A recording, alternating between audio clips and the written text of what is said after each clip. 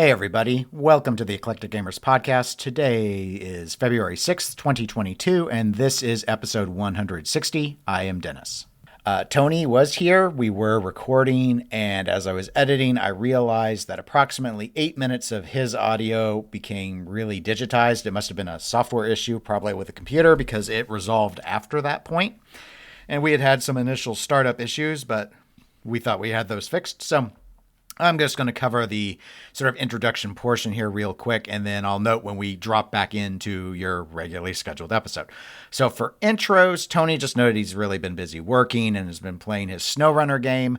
I noted that I'm still working on Yakuza Like a Dragon. We both also went yesterday to the monthly pinball tournament at the 403 Club. Tony won a t-shirt. We did not last all that long, and then we went and ate. And so, anyway. Now I'll move into the portion of the pinball section that was too garbled to include. We actually really only focused on talking about the Pinball Industry Awards, but before going into that, I wanted to read an email that we received about the PIAs from Chris Doyle. His email says, I believe the question of how many games get into the Hall of Fame for a specific period is a very valid problem, for which I may have a solution that not only fixes it for the 2000 to 2009 era, but also all other eras as well. I believe that by capping the amount of games that can be voted in by a percentage of the eligible games from that era, say 10%, you will truly be looking at the cream of the crop from each era, while allowing flexibility based on a number of eligible games from each era. For example, I count 25 eligible games from the 2000 to 2009 era. They are all Sterns. I did not count limited editions, such as Lord of the Rings LE, Spider-Man Black, etc., or reskins, Family Guy and Shrek, NASCAR and Grand Prix, etc. More than once. Opinions may vary on that point. That means, rounding up, that only 3 games would be eligible for induction for the 2000 to 2009 period. That, to me, satisfies the cream of the crop designation without putting a hard limit on the amount of games eligible from the other eras. For example, I quickly counted roughly 50 games from the 2010 to 2019 period. This would allow for a total of 5 games to make the Hall of Fame using the 10% criteria. Anyway, that's just my 2 cents. Hopefully someone from the PIA committee agrees and may use that suggestion. Love your show and look forward to it every 2 weeks. The first half anyways. Sorry, I'm not a gamer, just a pinballer. Thank you both.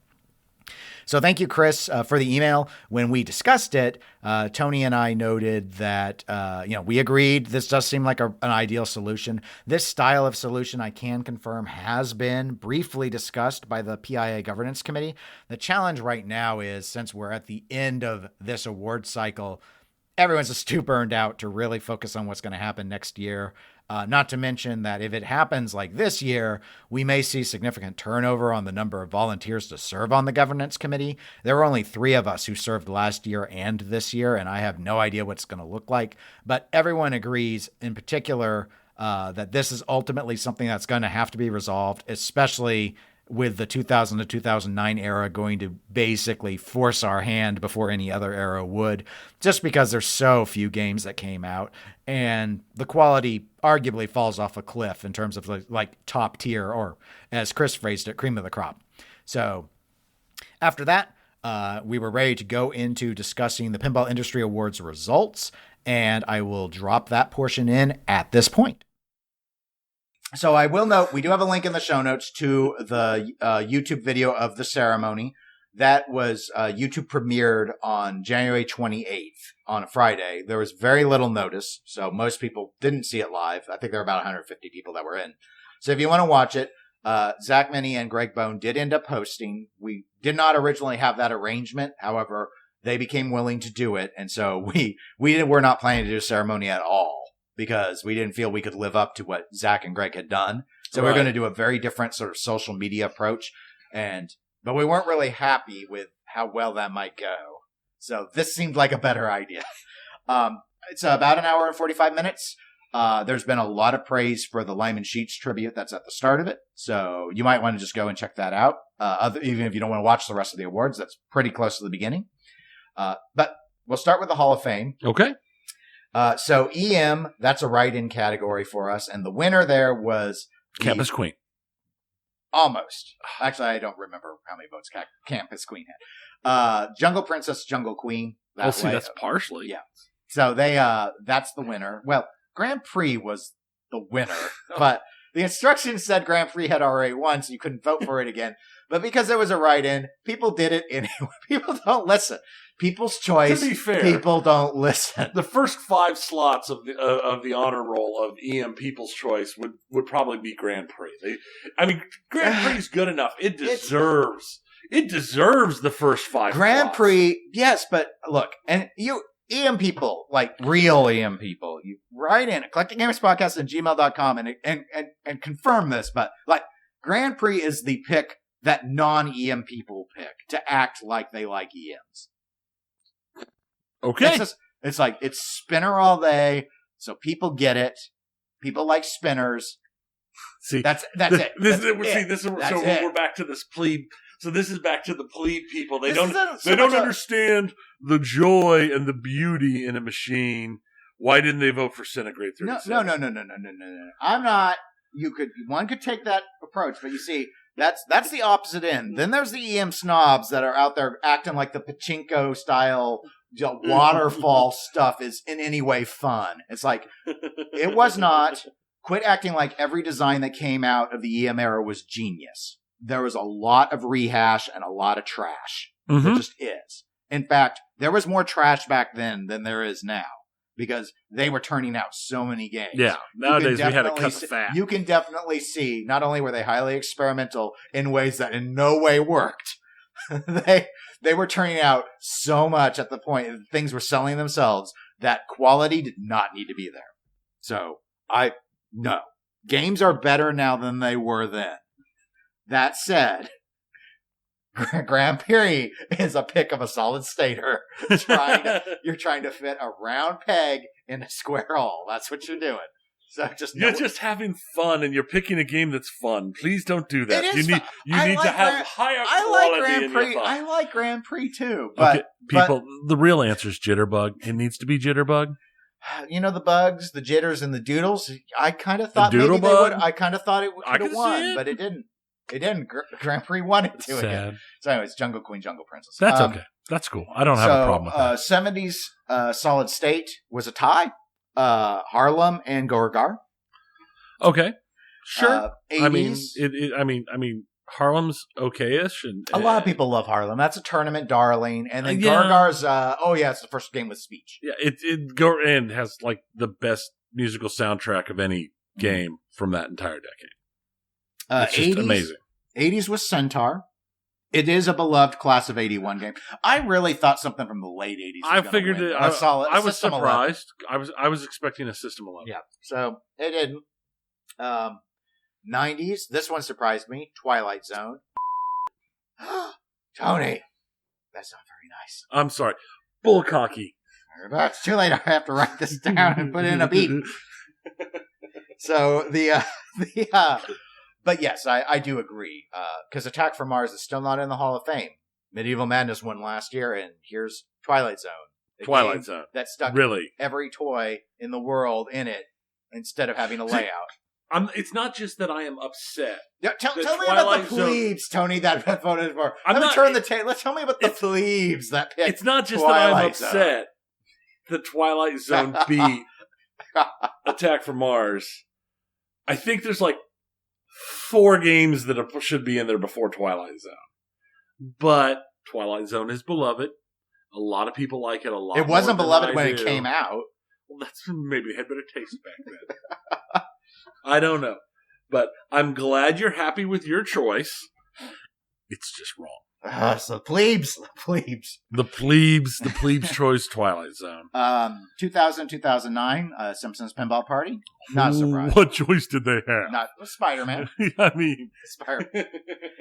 And then this was a surprise, though I think a pretty welcome one. 2010, 2019 was Total Nuclear Annihilation. I am surprised that one went so early. Very, very, as fun as that game is, I honestly never would have thought that out of the first 5 picks, a game without ramps would have been that is shocking. That's the thing. So I have no problem with it being in the Hall of Fame. I love that. No, well, I have one, so I just am shocked because I expected other items first. Mm-hmm. So the plebes have good taste. Sometimes. So let's go to the actual qualified judging categories. So this year... So now you plebes can sit down. The qualified judges have stepped forward. So this time, rather than the Pinball Network having a group of people arguing and nominating and choosing Excellence Award winners, this time just the judges that pick the category awards, they were told, write in what you want on the Excellence Awards. And then we just tallied those up. And so, of course, there was a tie situation. Well, there were ties in various levels, but in terms of first place, right? We did have one tie situation with that, of course. A bit frustrating to compile, but this kept it neutral, because the majority of the judges were not in the Pinball Network, which was nice to have again. And we did see about a 25% increase in judges this time. We did expand the categories a bit, so that helped with getting that. But so we'll go through the winners on this really quick. So Pinball Streaming, i.e. Pinball, that's Carl D'Angelo, that won. That had 34% of the write-in votes. Pinball Podcasting, the Pinball Show won on that with 27.5% of the votes. Excellence in Pinball Writing, This Week in Pinball won with 38% of the vote. Excellence in Pinball Social Media, that was a new category. That was a tie.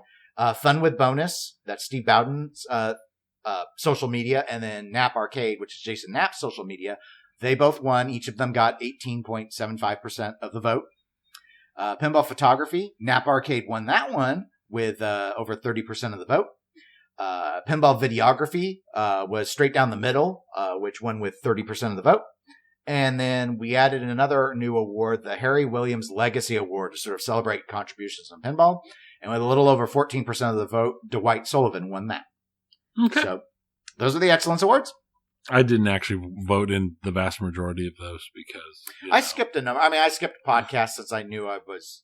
I didn't. Well, anything that I could see myself having been involved with, I did not vote in. Right, and then the other stuff. If I didn't know, the other stuff is like photography. It's like I don't follow that kind of stuff. Yeah, it hadn't crossed my mind actually about Nap Arc. I mean, he does post a ton of photos, so after I thought about it, I was like, well, that does make a lot of sense. Yeah, I just never thought about it. But I mean, I voted for him in social media, because that immediately, I'm like, oh yeah, I read that stuff all the time. So this is sort of like how that went. So category. Now, I'm not going to run through all of these. Tony in the internal notes sees my, I just cut and paste all the results. But, that's my Godzilla, because Godzilla dominated. Oh yeah, dominated. If you want to say the always a bridesmaid, never a bride, it had to be Mandalorian. Poor Mandalorian came in second on so many of these categories. But the thing is, Godzilla won all but two of the categories, and most of the time, it wasn't even close. Yeah, it was. So, it's almost embarrassing. Right. So let's talk. The two categories that Godzilla did not win were won by Led Zeppelin. So Stern won everything. Well, that's no surprise. Nobody else put out anything that was worth it. That's kind of true. That's kind of true. Yes. So in terms of the ones that Led Zeppelin did win, it won Best Lighting Effects with just over half of the vote. Okay. And then. And it also won Best Music with over 53% of the vote. So pretty dominant wins in those two. And I agreed with those. I know people will debate Best Music because is it fair that a rock band's rock tracks are... But hey, it's up to the judges. Yeah. I'm not, and I've mentioned this before, I am not, and to be fair, I did vote for Zeppelin for music. So obviously I voted for Godzilla. So... Exactly. Thought about it, but I actually like a number of Zeppelin songs, and that's like the only Godzilla song I really like. I don't care for the Blue Oyster Cult song. I don't hate it, but you know, my thought is it doesn't make any sense to put in say tell judges you're I don't like telling people you need to think about this, or I want them to think carefully, but saying you're restricted from doing this, how do you enforce that? No, you don't.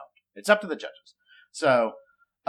Actually, so I won't list all the breakouts, but we can go through the categories really quick. So here's all the stuff Godzilla won. Best art, cabinet and back glass, 52+% of the vote.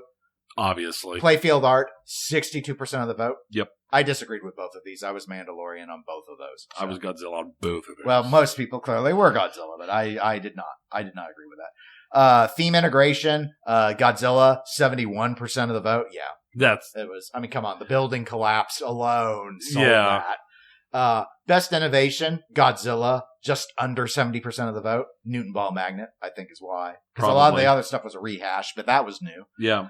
That was interesting just because the second place was Sorcerer's Apprentice.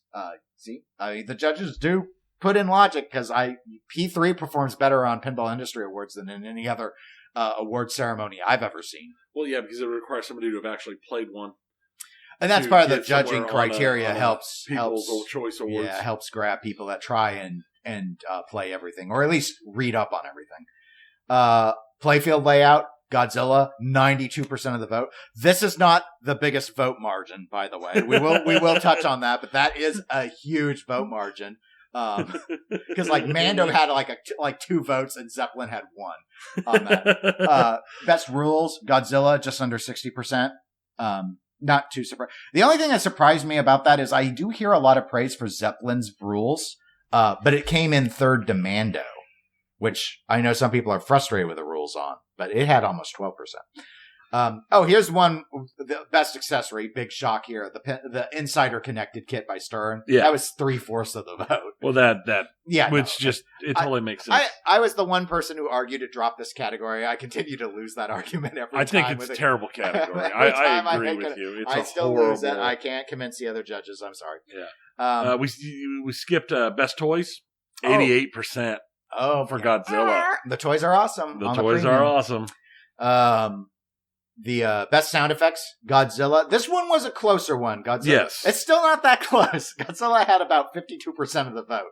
I think I did vote Godzilla for best sound effects. However, I did not for best callouts. I voted Carl Weathers' Mandalorian callouts. But Godzilla won best callouts. This is the one thing it won with less than half of the vote.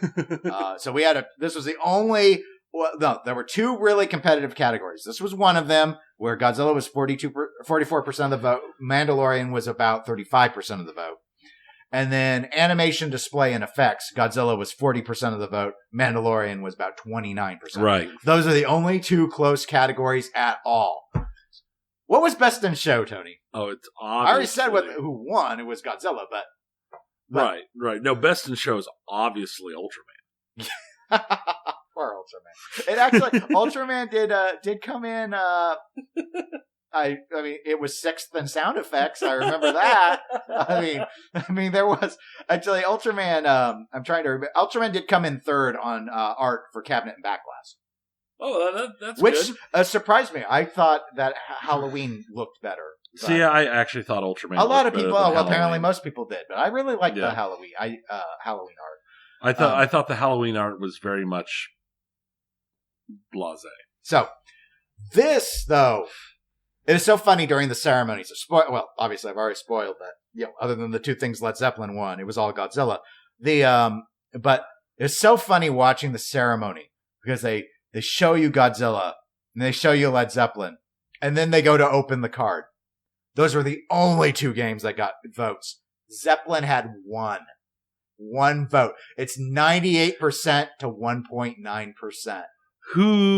Whoever you are. I didn't look at it. I did not go and look because I do have access to the individual votes. Whoever you are who voted for Zeppelin over Godzilla. I think they misclicked. I want to know. I think they misclicked. That's what I've who decided. Hurt you? I decided on the, here I have a pinhead doll. Where did they touch you? Where did Zeppelin touch you on this pinhead doll that made you vote for them? I just like. I don't care. I have in my head canon, they slipped. They spilled their tea like in Red October and slipped. He slipped and accidentally submitted a vote for Led Zeppelin. I just like, I do not think that in my lifetime I will ever see in this or any other award ever on pinball such a shellacking again. I just can't fathom it. I don't see how. I'm honestly, I didn't think it would be this way as is. Well, as you noted, like no one else, and that's obviously it's not completely true, but there was no Jersey Jack game. Right. there was no Chicago gaming game up for, Cactus Canyon Remake came out too late, they shipped it too late to count. Right. So all we had in competition was American Pinball's Legends of Valhalla, which got creamed. Like none of the judges cared for it for anything. Halloween and Ultraman, which art aside, did not do very well.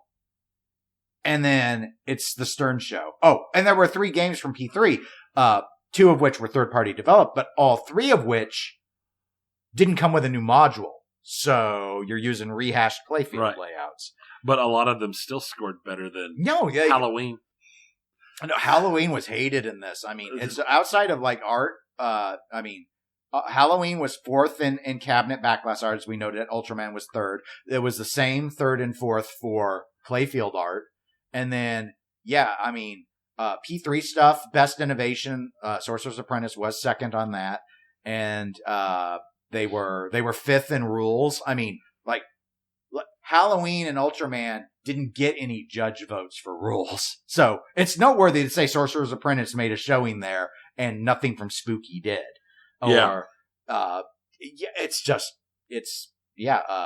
Animation, animation display and effects. Sorcerer's Apprentice placed above Valhalla, Halloween, and Ultraman, and Zeppelin for that matter, coming in 3rd.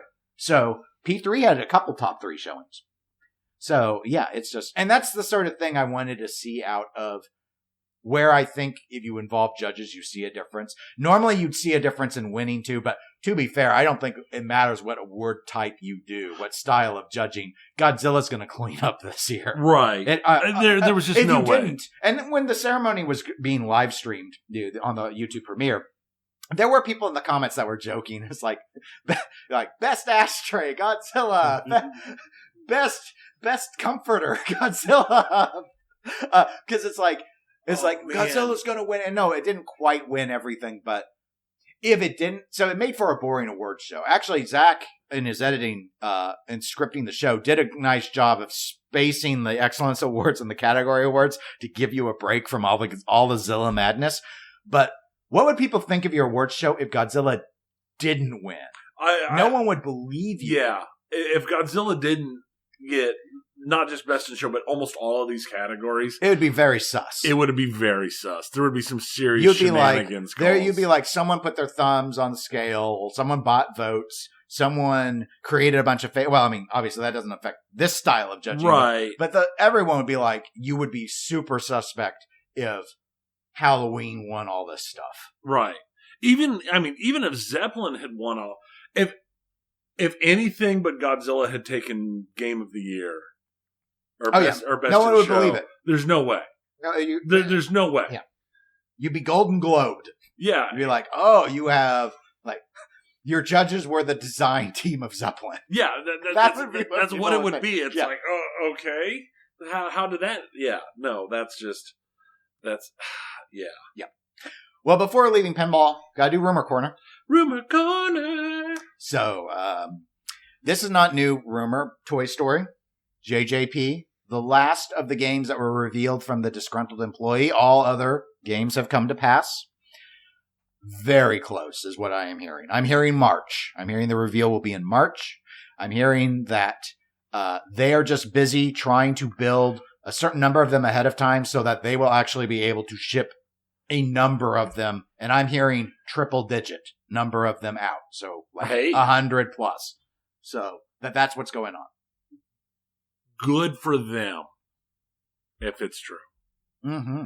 But I would love for them to go, here's our game, and we're ready to ship now, instead of, here's our game, the first one will be shipped in 6 months, and the second one will be shipped 3 weeks after that, and then we'll start picking speed up a little bit, and you guys should have your games by 5 years from now. Yeah, I mean, it's, I agree, with the shipping, all the stuff pandemic still related. I didn't put it in as a news item, but there's been a lot of discussion like what's going on with the Fathom Revisited out of Haggis in Australia because, they were saying they were starting the build in January and then others were like there weren't any photos and they're getting suspicious. And it's like, well, there are delays, just beyond what we normally see from pinball, which, typically is outside of Stern, we see a lot of delays. So, anyway, we'll see. But are you not room-retained, at least? We'll see what happens. Good for JJP getting a game out. It's only been 2 years. Yeah. So. That's for them, that's good. Yeah. That is an inherent increase in ability. Sure. And, hey, it means that we will see something competing with Stern. Yes. Because there are some JJP fanboys who will vote for them no matter. I mean, there are people out there who are the same way with Stern. Every single group has people out there who will vote for their thing, even if it kicks them in the nuts every time they hit the start button. But Guns N' Roses won a number of awards. It did. And I didn't agree with all of those awards, but some of them made total sense. Best Light Show. Totally. So we will go to the video game segment, but I get to keep talking for a little bit because we got a few more emails to get through. So let's start with a couple of video game related emails. We got one related to Microsoft in our discussion on the last episode. This is from David Dennis, host of Silverbrawl Chronicles. He says, "Hey guys, really enjoyed the Microsoft chat this week." It's not this week anymore, but anyway. My thoughts on the Microsoft model going forward would be based on the MLB The Show experience last year. MLB, and for those that don't know, MLB is Major League Baseball. MLB worked out a new deal with PlayStation, who is the production and publisher of MLB The Show. That deal would allow Microsoft access the massive MLB franchise. On launch day for the new MLB The Show, all PlayStation owner had to buy the game at retail, where Game Pass subscribers could play it for their monthly subscription fee cost. Essentially, Microsoft pulled one over on PlayStation.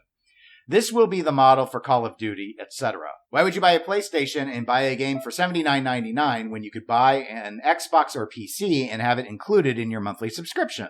I'm sure all DLC and timed exclusive content will be first on Microsoft platforms and follow up PlayStation.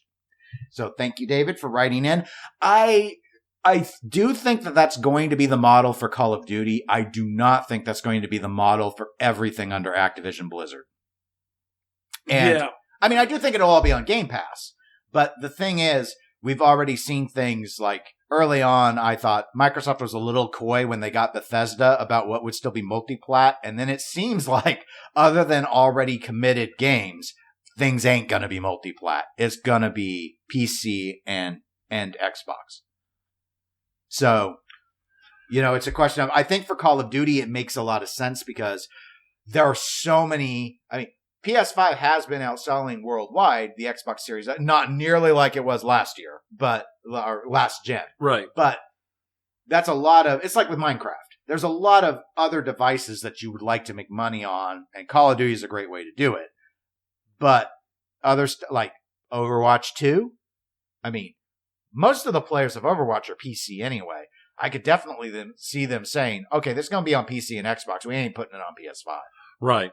Well, and I think just overall, their whole Game Pass thing is going to give them a large advantage going forward. Oh, sure. And that, what David wrote here, I agree. That's the strategy. That's Phil Spencer's fingerprints everywhere is Game Pass will be what crushes everything else because it's such a good deal that if you want to play a variety of games, no other option is. The only reason I don't have Game Pass is I play games so slowly that I can get enough games on birthday and Christmas lists on sale from people that keeps me busy. That's the only reason I don't do Game Pass. Does it last you until the next round? Yes, because I play so slow. Yeah. So. But for people with more playtime and people who put more energy into it, it's definitely the way to go. Yes. And especially people who want big name release games. Right. And especially I think it's a huge advantage for people that are like younger players who are on a budget, a severe budget. Because we all know people that could only, like they buy their own games and they work a part-time job, growing up, and it wouldn't be unusual for someone to buy 2 games a year. And maybe that's Call of Duty and Madden. Right. But with Game Pass, you're like, maybe you're spending that same amount of money, and now all of a sudden you've opened yourself up to a much bigger library. So that's the attraction. We did get another video game-oriented email. This one is from Chris Chandler, and it was about Ubisoft. He linked an Ubisoft executive interview where that executive was talking about how users don't understand NFTs. And so I do have a link to the article in the show notes. I'm not going to read his entire email, but I'll read the relevant part of the email that was after that link. Yep. And Chris said, "We apparently just don't get it, gents. Apparently, after spending weeks grinding for that weapon skin and then abandoning the game, we can cash out and live like kings. After they take their cut, of course. It's like an NFT version of Superman 3, I suppose. Well, I can see that there's definitely a market for boosted characters and the like. Didn't D3's marketplace show the market for in-game items simply isn't there? / me cries in crypto bro." And, it's not, I read this article when it had first come out, and yeah, it's very much this whole NFT thing. I saw somebody else post it, and I agree with them. There's one very good, very valid use for NFTs in gaming. Use them on the individual games so that you can now create a used game market. So when you're done with your game, you can sell it. That's the only value. Everything else is just the whole NFT thing. It's money laundering. That's the only thing that makes sense. Scrap. There's just no way. I don't understand. That's right. That's what the executive said. You don't understand. I don't understand. You dumb. I don't know. I'm too dumb. I mean, I can't tell you the last time I played an Ubisoft game, but Assassin's Creed, whatever the Assassins are. I haven't played an Assassin's Creed since Assassin's Creed 1. Whoa, that one was not very good either. Why do you think I never played another Assassin's Creed? All right. Well, anyway, so thank you for the email, Chris. Tony, you've got some news. The world of video games has not been stagnant. Nope, it never is. Sony is countering the acquisition of Activision Blizzard by Microsoft. They are picking up Bungie. Bungie, the town bicycle of video game production companies. Poor Bungie. They just want to be independent. Well, yeah. Well, they did. That's what they... Twice. Well, I mean, yeah, because Bungie started off independent, obviously. They made some good games. They made Marathon. They made Myth. Then they started making Halo. And Microsoft purchased them. Mm-hmm. And they spent a good 7 years making Halo games for Microsoft. And then, they were tired. I heard Microsoft didn't manage that one as well as they should have. Yes. And that's generally, it wasn't managed well, and there were issues like creative control and stuff that like sort that. Of style, so they split off. And they still made like 2 more Halo games, including my personal favorite Halo game, ODST. But that's when they started making Destiny.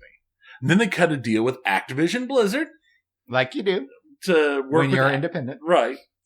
To work with Activision Blizzard for 10 years to publish their games. And that's where they published Destiny. And that was purely because they needed money. So they cut a deal with Activision Blizzard and got money. Did they like that deal? Well, no, because after 8 years they left because there were creative control problems with them. And now, after being independent for like 4 years with Destiny 2 out and doing what they can, they're being purchased by Sony. So we'll see how many years they stay with Sony before creative control problems make them break off on their own until they can find somebody else to give them money to take creative control. It's a vicious cycle. It's a vicious cycle. Poor Bungie. So it is. I mean, it's been a long road for them, but we'll see. I mean, a lot of people like Destiny. I haven't heard nearly as much like it for Destiny 2, but it's popular enough. But hasn't Sony said that Destiny is staying multi-plat? So yes. I'm not quite sure what they're getting, other than future stuff down the line. So yeah, I guess they're hoping. I mean, there have been arguments that Sony is weak on the FPS slate, so this would help. And Sony is purchasing for them for $3.6 billion. $1.2 billion of that has been set aside specifically as incentives for retention of employees. Right. So that's smart.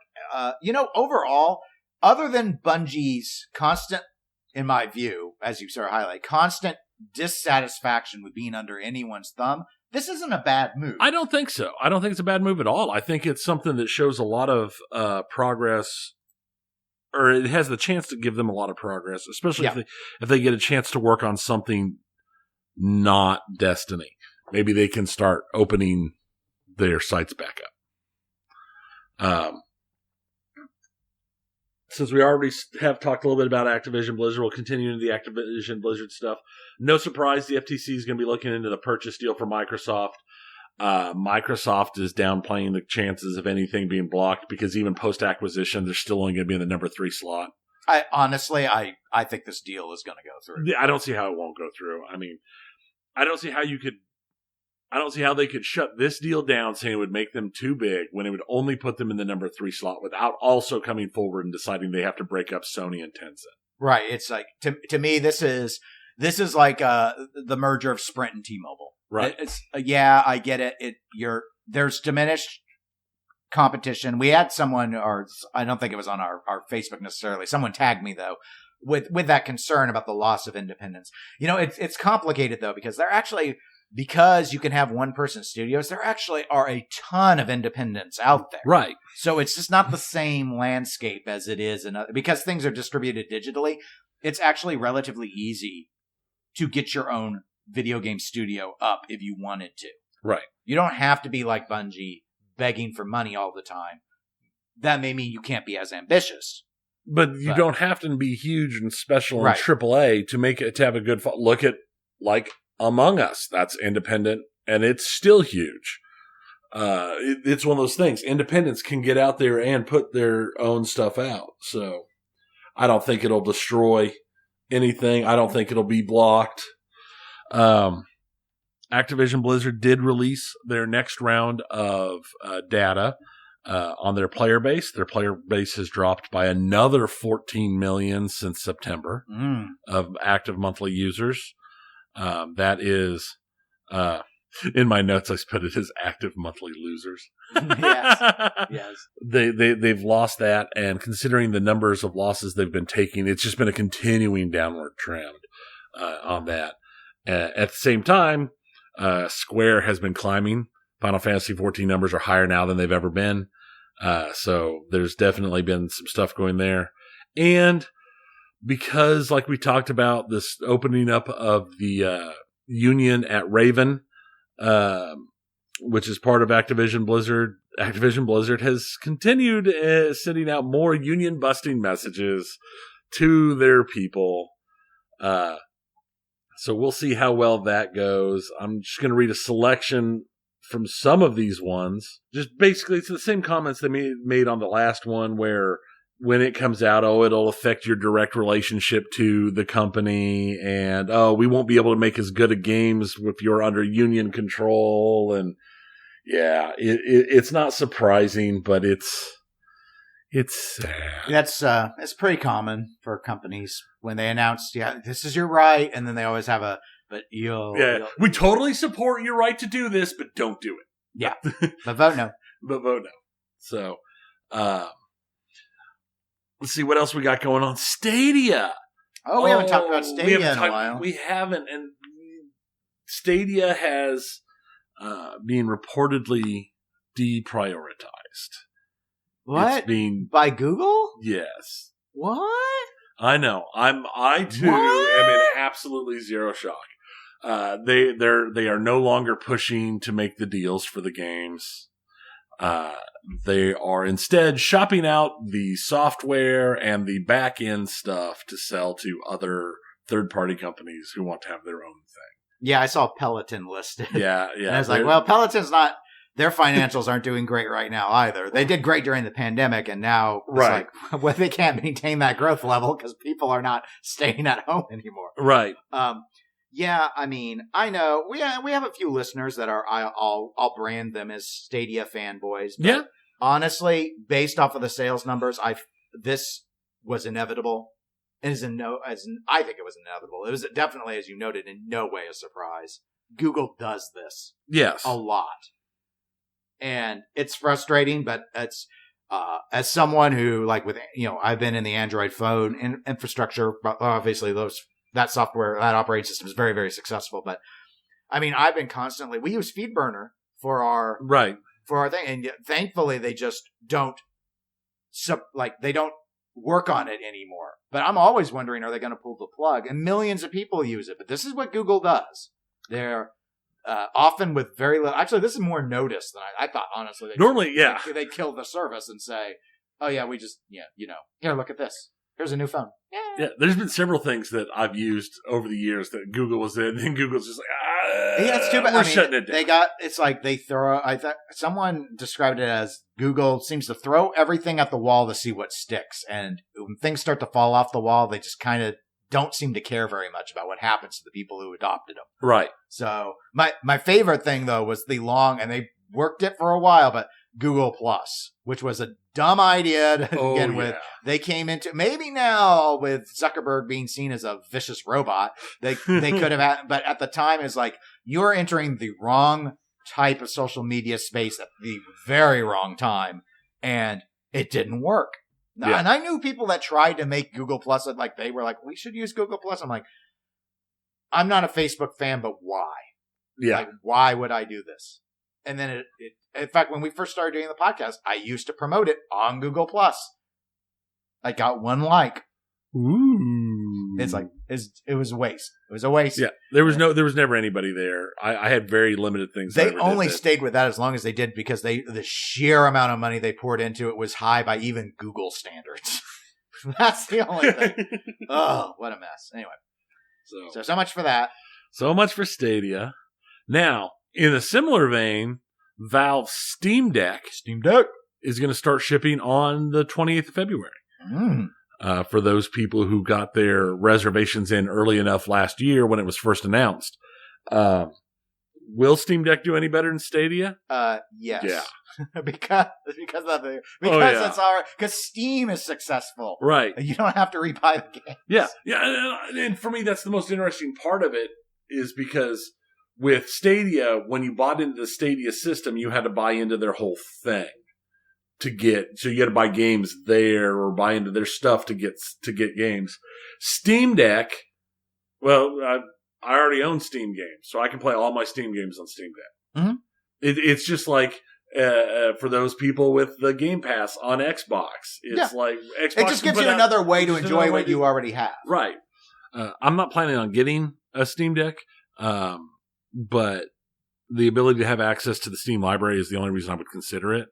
I don't travel with games. I don't either. I've tried it before, and then I just don't end up playing them. But I know some other people that travel constantly do, because they're used to it. So yeah, I mean, because I've got a laptop that can play games. So if I really wanted it, I would just take my laptop and play Steam games on that. But every time I've done that, I've never actually played any games because I'm always doing other stuff. I've found that other than taking like my work laptop for work related stuff, I'll just take a tablet and watch movies or something when I have some downtime. Yeah. Or something like that. Yeah. Just a few more quick little things. Pokemon Legends Arceus sold 6.5 million copies in 7 days. Outselling the last several Pokemon mainstream releases, and it is the highest rated Pokemon game since Heart Gold and Soul Silver came out. Oh, yeah. I've been seeing a lot of posts about Pokemon. It's a lot of people are enjoying it. And the graphics are terrible. Yeah, see, most of them have been critical of the graphics. It's like the game, everything I've heard is the gameplay is amazing and the graphics are crap. Star Citizen is reducing their progress roadmaps that they're putting out. Why? Because apparently they're putting out roadmaps so far, they're showing things coming up so far in advance that when things are slipping, players are getting upset. So instead of releasing a roadmap that shows, what's going to come out like the next 3 patches, they're going to cut down and just say, hey, well, here's the next patch, what we're working on. Because then when things slip off the roadmap or get delayed or it doesn't matter. This game's never going to come out. My kids are going to inherit this game and have a chance to play it maybe. Maybe their grandkids will. Maybe. It's been 84 years. Sega has pulled it completely out of the arcade market. I forgot they were in the arcade market still. Yeah. That's not been doing well with the pandemic in particular. Exactly. Because of the pandemic, they had sold off 3/4 of their arcades. I think we covered that. Yeah. They've sold the rest off. Okay. To the same company they sold the others to. So they sold it all to Genda Incorporated, which runs games or their game centers are like GG something or another. But yeah, no, Sega is completely out of the arcade market for the first time in 50 years. So that's big. There was an NFT Minecraft project that raised 1.2 million I heard about tokens this one. for a private server with all sorts of special stuff and all this. And they raised it in 8 hours. And they promptly shut everything down and vanished. Mm-hmm. Where it gets interesting is people found them. Like people literally started finding that they left traces so the developers and the people behind it could be tracked back. So suddenly they made a giant resurgence where they're like, no, we didn't leave and run off. It's we got overwhelmed and there were issues and we panicked and we shut everything down to try and fix things. And that's why we went utterly silent and completely vanished and deleted everything. But we're going to come back. We're talking to some people to help fix the problems that we had. And we want to give control to the community. I mean, they're not going to give any of the money to the community, but they're going to give control to the community as they got tracked down. Yeah, no, it's NFTs. We just don't understand. We dumb. We dumb.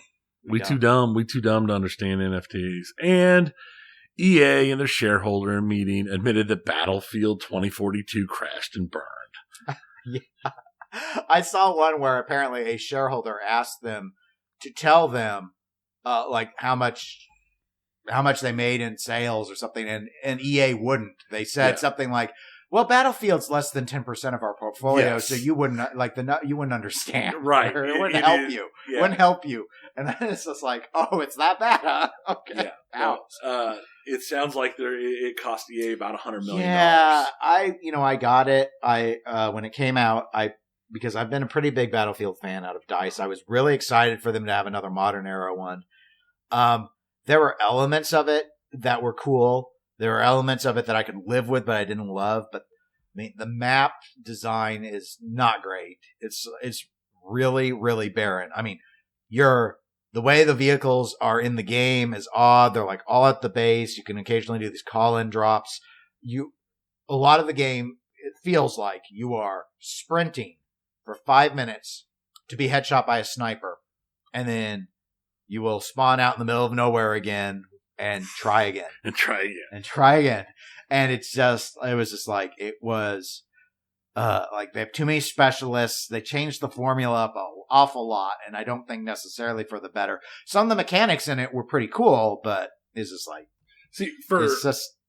there was only one game mode that was popular, and everything else died out really quick.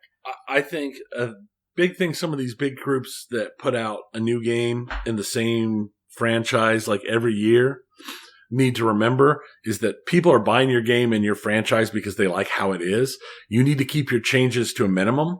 In my business, when we make adjustments, we never change anything more than 10% at a time. So maybe don't change 90% of the gameplay loop of your game and then sit there with a shocked Pikachu face when it crashes and burns. Yeah, it was just, disappointed. Comparably, I had my frustrations with like Battlefield 1 and stuff, but they were such better games to this. Yes. Even with the limitation, because of the eras they went with. And so I was just like, this was just almost shocking. It was like, they took ideas from Rainbow Six Siege and blended it into this. And it's like, this isn't Siege though. Where's Rush mode? There's no Rush mode. Conquest was the only carryover mode. And it's just, it was just weird.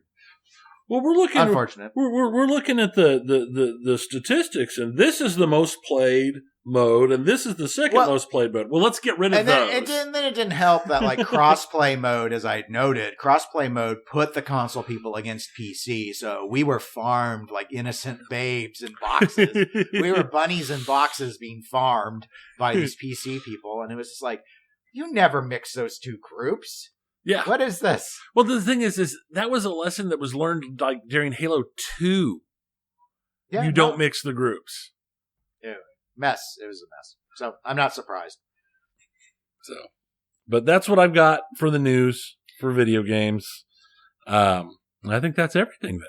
All right. Well, if people want to reach out to us, you can always email eclecticgamerspodcast@gmail.com or go to facebook.com/eclecticgamerspodcast and you can shoot us a message from there. We're available on Twitch, Twitter, and Instagram as eclectic_gamers. And we'll be back in a couple weeks. So until then, I am Dennis. I'm Tony. Goodbye, everybody. 2 weeks.